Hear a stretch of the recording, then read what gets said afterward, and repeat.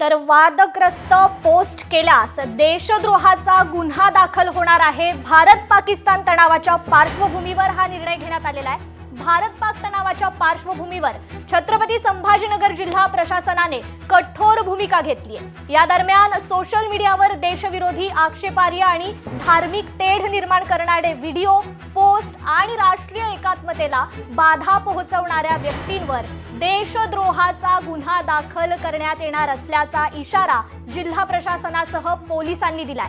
नियमांचे उल्लंघन करणाऱ्यांवर आता थेट देशद्रोहाचा गुन्हा दाखल करण्यात येणार आहे। दरम्यान युद्धजन्य स्थितीमुळे अत्यावश्यक कर्मचाऱ्याच्या या ठिकाणी सुट्ट्या रद्द करण्यात आल्याची माहिती समोर येते। भारत पाकिस्तान तणावाच्या पार्श्वभूमीवर हा निर्णय घेण्यात येतोय। वादग्रस्त पोस्ट केल्यास आता थेट देशद्रोहाचा गुन्हा दाखल करण्यात येणार आहे, इशारा देण्यात येतोय। वादग्रस्त पोस्ट केल्यास देशद्रोहाचा गुन्हा दाखल करण्यात येणार असल्याची माहिती समोर येते।